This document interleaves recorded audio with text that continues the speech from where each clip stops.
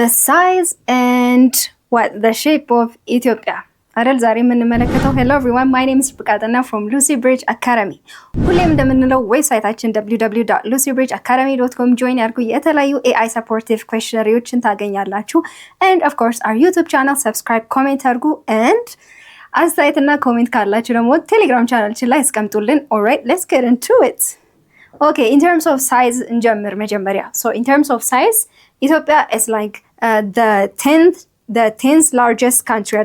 It is like the 10th largest country. So sorry about that. Let me just get my highlighter.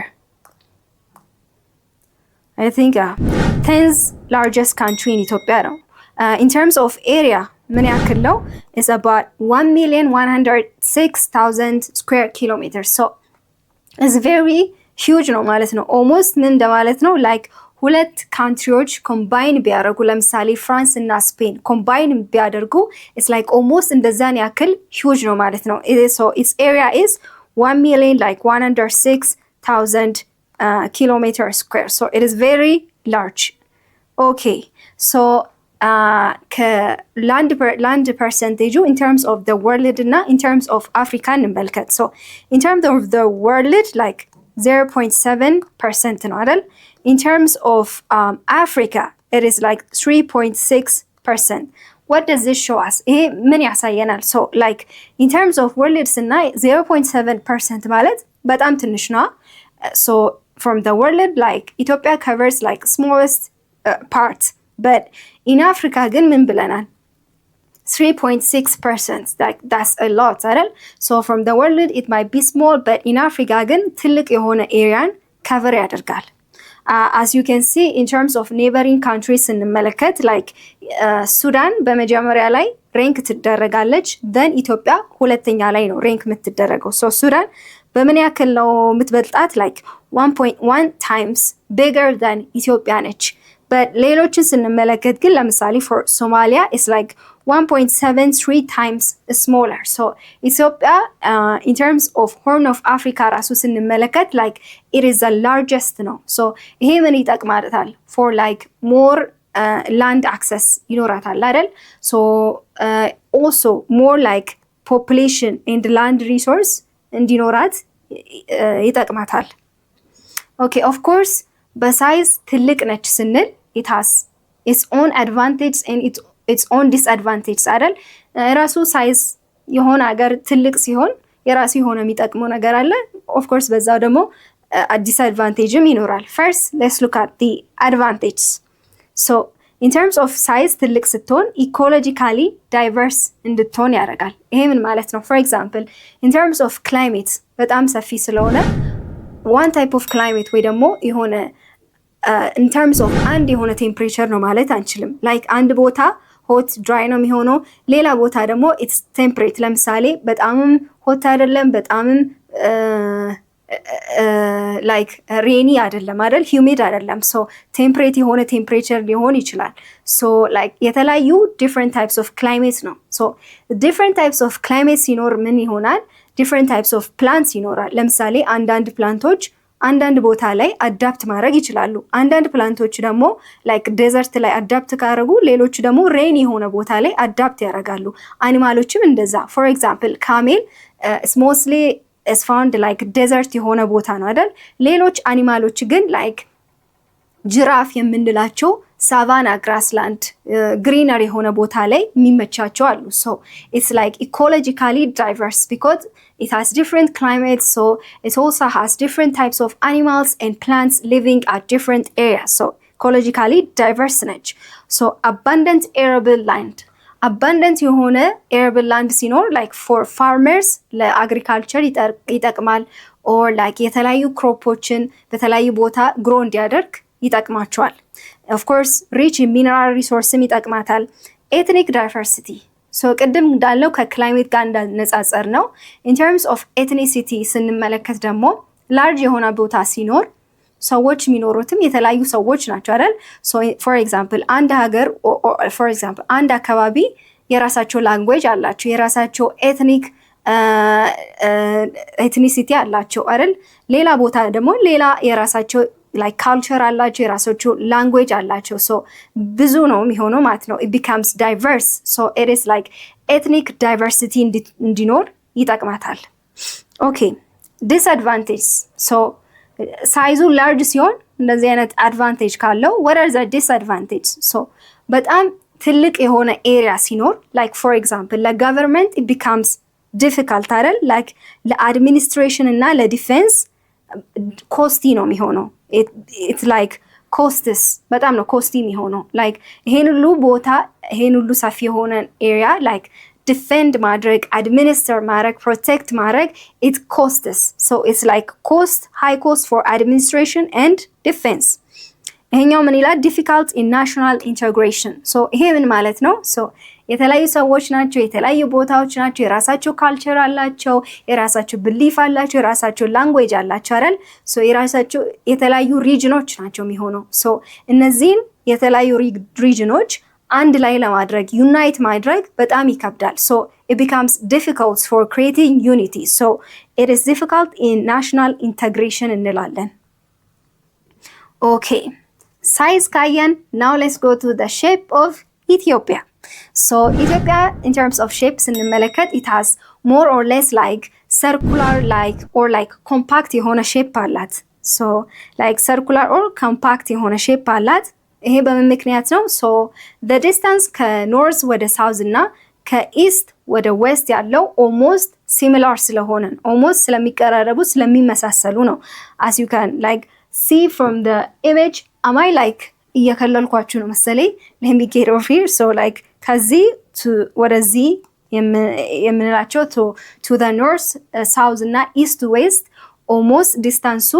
like the same ነው but like compact መሆኗ ለምን ይጠቅማታል for example like facilitates better administration defense and economic integration ይሄ ምን ማለት ነው for example compact ሲሆን like ለትሬድ ይቀላል ምክንያቱም easily ከአንድ ቦታ ወደ ሌላ ቦታ access ማድረግ ስለምንችል so የተለያዩ goods እና serviceን travel ያረግን distribute ለማድረግ ይጠቅመናል so in terms of economic like goods and services ይጠቅመናል so administration defense so the more compact ሲሆን governmentu like more protect ለማድረግ ሀገሩን defend ለማድረግ ሀገሩን like it becomes easy ነው ማለት ነው so in terms of compact ኢትዮጵያ ምን ይጠቅማታል for like administration defense እና economic integration ይጠቅማታል so ኢትዮጵያን ካየናት now let's look at the neighboring countries ኢትዮጵያ compact ነች but ሌሎቹን ስንመለከት ግን they have elongated የሆነ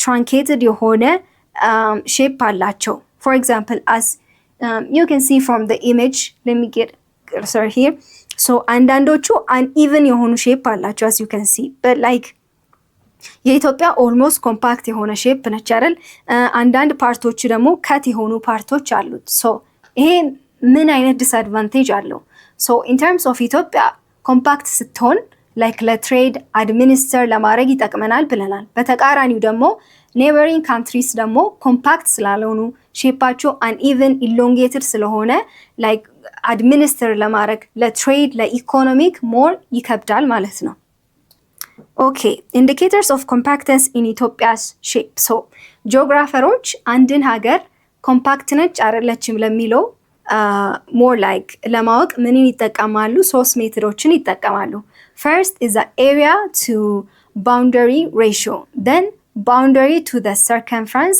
then area to the circumference so የመጀመሪያው እንመልከት area to boundary ማለት የአንድን ሀገር area ለምሳሌ የኢትዮጵያን area ምን ብለናል 1 million አይደል 1,106,000 ብለናል so ይሄንን area ከboundary length ጋር ማስተያየት ወይ ደግሞ ካልኩሌት ማድረግ ነው so the higher the a to b ወይ ደግሞ area to boundary ratio higher ሲሆን ምን ይፈጥራል more compact እንደሆነች administratively ደግሞ efficient shape እንዳላት ያሳየናል okay what about the boundary to circumference or like area to circumference የምንለው ደግሞ ምንድነው for example boundary to circumference እና አንድ boundary ከሰርኩላር ከሆነ ኤጅ ጋር ካልኩሌት ማድረግ ነው።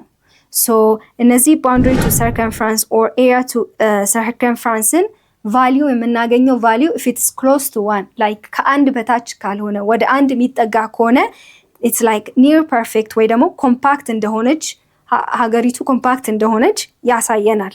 ዜሮ ከሆነ ደግሞ ኒር ወደ ዜሮ የሚጠጋ ከሆነ ደግሞ ቅድም እንዳላቸው ላይክ ዘ ኔበሪንግ ካንትሪሶች የኢትዮጵያ ኔበሪንግ ካንትሪሶች ኢሎንጌትድ የሆነ ሼፕ አላቸው ማለት ነው።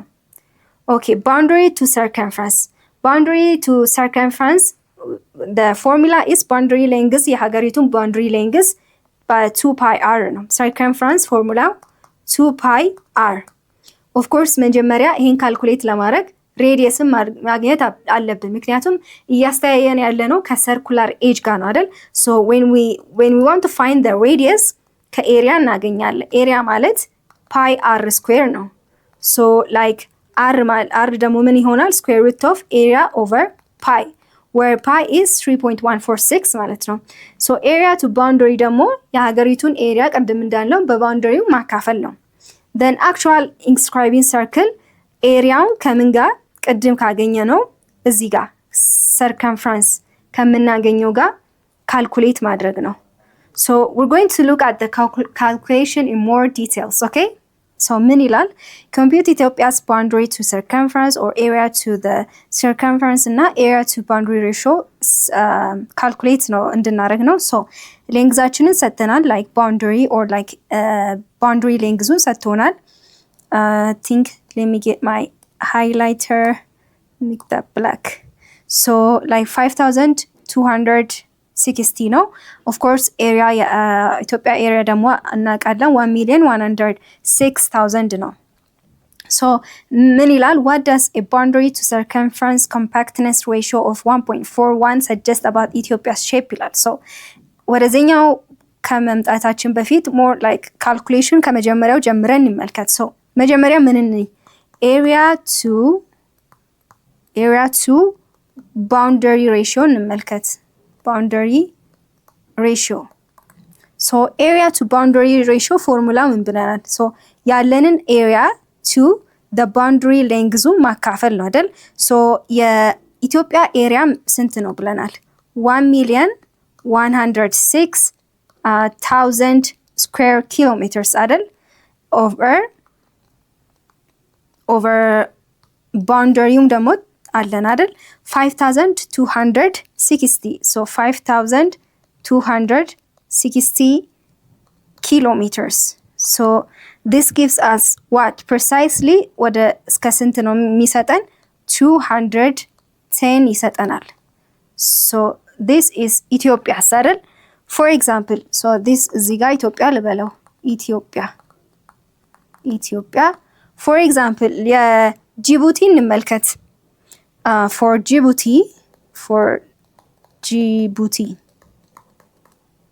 Djibouti ስንመለከት for example የጅቡቲ ኤሪያ ስንት ነው? it's like 222,000 square kilometers. okay so ኤሪያው boundary length የጅቡቲ ስንት ነው? 820 kilometers. so ይሄ ምንን ይሰጠናል? 26.83 አይደል? so like the more highest value ሲኖረን more compact ነው ብለናል። for example የኢትዮጵያን ስንመለከት 210 አይደል? so in terms of compactness Ethiopia is more compact, more like circular ነው ማለት ነው when we look at it in terms of what area to boundary ratio ስንመለከት። now let's move on to the next one. አሁን ደግሞ boundary to circumference እንመልከት። circumference so የዚህ ፎርሙላ ምንድነው? boundary to circumference so like boundary እናውቃለን አይደል? we have said what sorry about that. I think let me get my eraser. እሺ so boundary እናውቃለን ስንት ነው? boundary length of the country አለን which is 5260 ነው ብለናል። but like what about the circumference? circumference ፎርሙላውን ደግሞ እናውቃለን which is C is equals to what? 2 pi r አይደል?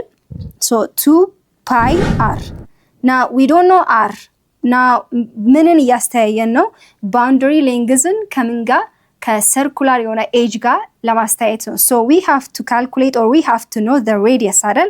so radiusን ለማግኘት ከኤሪያ እንጀምር። area is equals to pi r square አይደል? pi r square. so from this r is equals to square root of area over pi. so we know pi ስንት እንደሆነ እናውቃለን, which is 3.146. so ይሄ ምን ይሆናል? so from this r ምንን ይሰጠናል? ኤሪያ እናውቃለን 1,106,000 አይደል? so ፓይ እናውቃለን 3.146. ቺን ላጥፋት more confuse እንዳያረጋችሁ. let me erase that በደንብ እንዲታያችሁ. so okay, so r ምን ብለናል? area over pi ብለናል. so area 1,106,000 ሲካፈል ለፓይ 3.416. so r is equals to ስንትን ይሰጠናል? 593.13 ይሰጠናል. so we've got r ማለት ነው. so rን ካገኘን እዚህ ቦታ ብቻ ማስቀመጥ ነው. so 2 c ምን ብለናል? c is 2 pi r. 2 pi r ነች. so also let me erase that. so ወደ circumference need rን ካገኘን በኋላ let me just erase that all more እንዲታያችሁ ነው erase እያረኩት ያለው.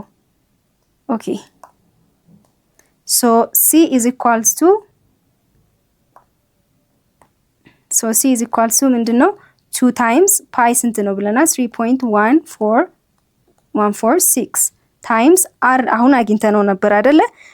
ስንት ነው የመጣልን? 593.13.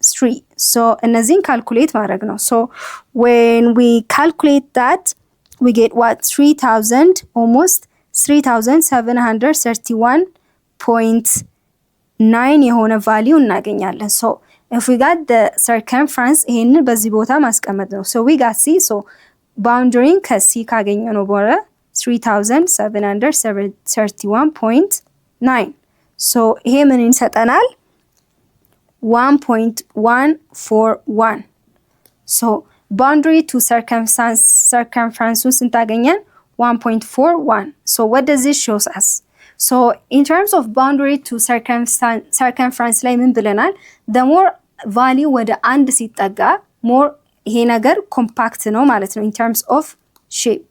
ግን ከአንድ በታች ቢሆን or like 0 point ምናምን something ቢሆን ግን is more like elongated ነው. so as you can tell from ለኢትዮጵያ 1.41 ስላገኘን in terms of boundary to circumference ratio ስንመለከት it is like compact ነው ማለት ነው. okay, now let's look at the last one, which is the area to inscribed circle ወይ ደግሞ circumference እንበለው circumference ወይ ደግሞ inscribed circle. okay, so ይሄ ፎርሙላ ምንድነው ብለናል? area to circumference. so we know the area 1,106,000 square kilometers over circumference ቅድም ስንት መጣልን?